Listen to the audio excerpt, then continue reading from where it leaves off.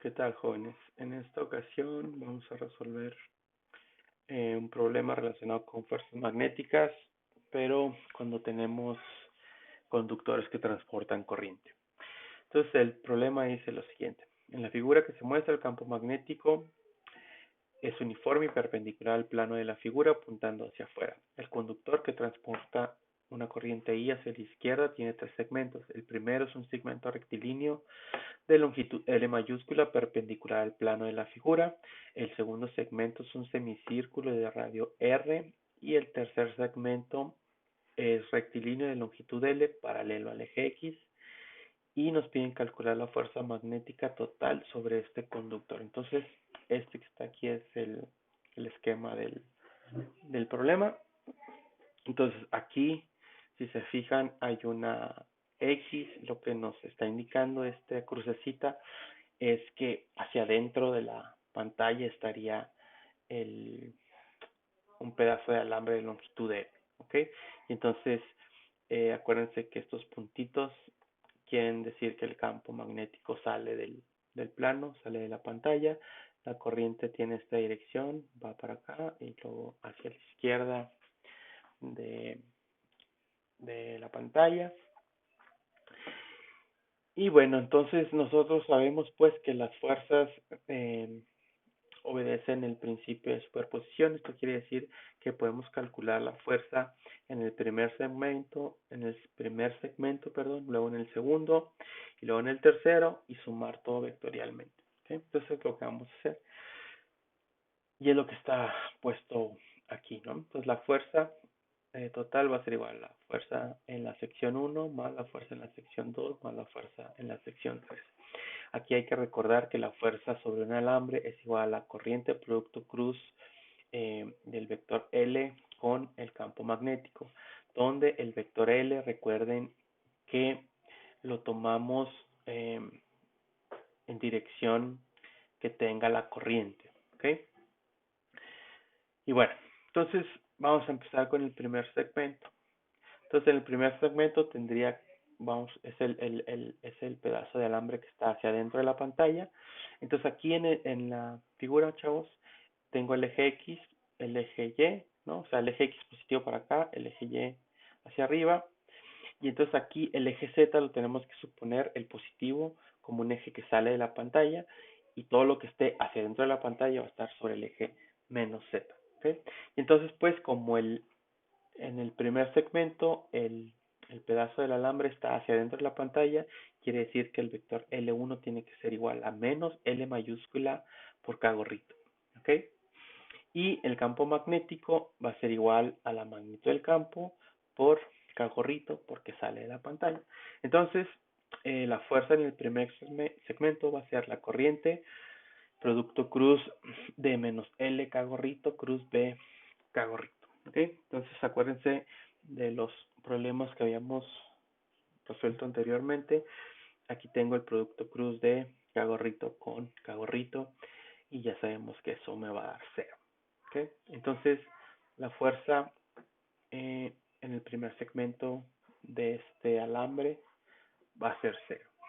Ahora, voy a calcular la fuerza para el segmento 3, que es el que está más sencillo. Y por último vamos a calcular la fuerza en el segmento 2. Entonces, para el segmento 3, que sería este, ¿ok? Voy a tener pues que el, el vector que le llamé L3 pues va a ser igual a menos L mayúscula por I gorrito. Entonces, como estamos, este pedazo del alambre está del origen hacia la izquierda, entonces está en dirección de las X negativas, entonces el vector lo expresamos de esta manera, ¿no? Puede ser menos L mayúscula y gorrito, o le pueden poner L mayúscula por menos y gorrito. Acuérdense que da exactamente lo mismo.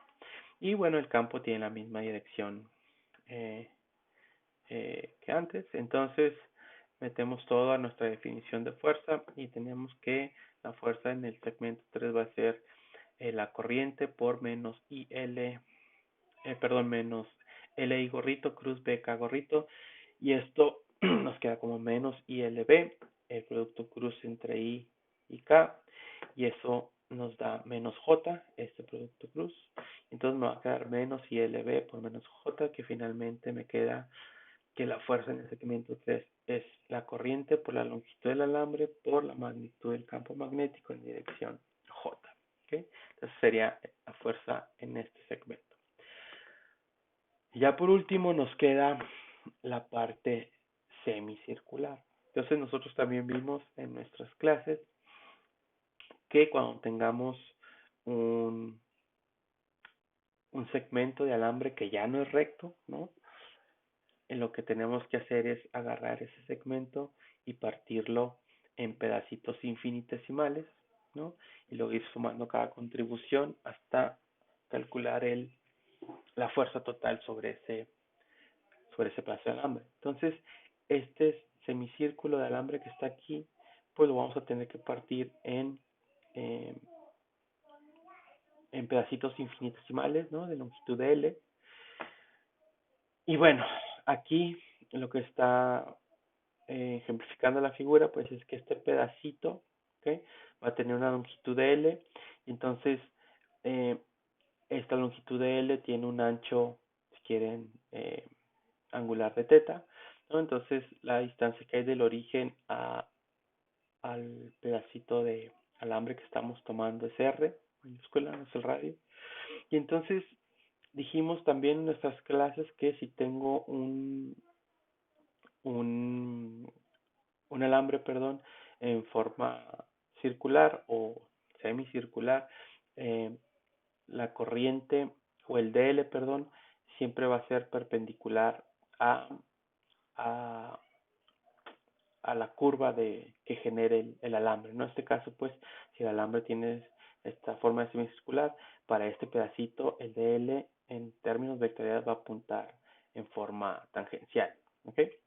Entonces, pues, si nosotros aplicamos esta definición o la definición esta, para ser más precisos, ¿no? Para este pedacito de alambre, pues el producto cruz del DL con el campo magnético, si ustedes lo hacen, va a resultar en una fuerza que sea perpendicular al pedacito al DL, ¿ok? ¿Por qué? Pues porque DL está para acá, el campo magnético es hacia afuera, entonces si ustedes usan la regla de la mano derecha, les va a dar que la fuerza va a apuntar, perdón, perpendicular respecto a la trayectoria esta, ¿no? Al semicírculo. Y eso va a suceder para cada punto de todo el semicírculo. Entonces, este vector que está aquí va a ser perpendicular aquí, aquí, acá, acá, acá, ¿no? Y entonces, pues ya tengo la dirección. Eso quiere decir, pues, que eh, la magnitud de la fuerza la puedo escribir eh, pues como I de L por B por el seno de phi, ¿no? Pero ese seno de phi eh, va a ser 1 porque tanto de L como B como F o como el diferencial de la fuerza, en este caso, todos son perpendiculares, entonces el seno S de phi me va a dar 1. Entonces, aquí si ustedes se fijan también, este vector, el de F, va a tener componentes en X y en Y. ¿Okay? Y entonces, nosotros también en la clase dijimos que para encontrar la fuerza total sobre un conductor en forma circular o semicircular, pues lo que tengo que hacer es integrar esta expresión para encontrar la fuerza total. Entonces, aquí voy a tener componentes en X y en Y. Pero si uno analiza un poquito más esta situación, nos podemos eh, notar que esta cosa tiene simetría. ¿Okay? Entonces, imagínense que ustedes, bueno, que ya tenemos esta situación, ¿no? Pusimos el DL, la fuerza, con sus componentes. Entonces, eh, un diferencial de longitud que esté diametralmente opuesto al que ya tenemos, sea uno acá, va a tener una componente hacia arriba en Y, pero la componente en X ahora va a estar para el lado izquierdo y la fuerza va a seguir siendo perpendicular al, al alambre. ¿Okay? Eso quiere decir, pues, que las componentes en X van a tener la misma magnitud, pero van a tener direcciones contrarias. Eso quiere decir, pues, que si agarro un diferencial de longitud aquí, la componente en X va a apuntar hacia la derecha, pero cuando calculemos la componente del lado diametralmente opuesto, la componente va a apuntar en el lado contrario al anterior, entonces se van a ir cancelando pues a pares. ¿Ok? Entonces las únicas componentes que van a sobrevivir son las componentes que vayan en dirección Y. ¿De acuerdo? Entonces aquí ya escribí, sería la componente en X de la fuerza que va a ser I dlb coseno de teta y la componente en Y de la fuerza que es I dlb seno de teta. Entonces hay que integrar estas ecuaciones de 0 a pi, pero como mencioné, por simetría la componente en X va a ser 0. Si no, si no se dan cuenta de esto de la simetría, pues pueden agarrar y hacer esta integral de esta componente y van a llegar a que les da 0. ¿Ok? No importa. Y entonces integramos la componente en Y de la fuerza. Entonces va a ser del lado izquierdo, pues la integral es f2y, como está aquí. Y del lado derecho va a tener integral de 0 a pi de I de L b seno de teta. ¿Ok? Pero este dl lo puedo escribir en términos de r y de teta, ¿no? O sea, de L, acuérdense que este es un arco pequeñito, ¿no? Entonces este arco va a ser a r de teta, que es lo que puse aquí, ¿ok? Y entonces, eh, al sustituirlo, pues aquí en la integral me va a quedar I por R por B, todas estas tres cantidades son constantes, por la integral de 0 a pi de seno de teta de teta. Entonces integramos, la integral del seno me da un coseno, perdón, un menos coseno. Al evaluarlo de 0 a pi, me va a dar que coseno de pi es menos 1, menos el coseno de 0, que es 1, entonces me queda menos 1, me va a quedar menos 2, con este menos es positivo, entonces la componente en Y de la fuerza va a ser 2 IRB, o sea, 2 veces la corriente del radio por la magnitud del campo. Y entonces, vectorialmente, me quedaría de esta forma, entonces la fuerza en el segmento 2 va a ser igual a 2 veces la corriente por el radio por la magnitud del campo magnético en dirección J. Y entonces, como nos pedían la fuerza total sobre todo este alambre, pues dijimos que por el principio de superposición hay que sumar las fuerzas en los tres segmentos, pero como el primer segmento era 0, entonces la fuerza me queda que nomás es la corriente por la longitud L del alambre por el campo en dirección J más 2 IRB dirección J. Aquí nomás los dos términos tienen la I y la B, factoricé. Y entonces pues la fuerza da como resultado esta expresión. ¿De acuerdo? Entonces aquí pues nada más hay que tener cuidado a la hora de tener estos, eh, a la hora de partir, perdón, el semicírculo en DLs infinitesimales. ¿Ok?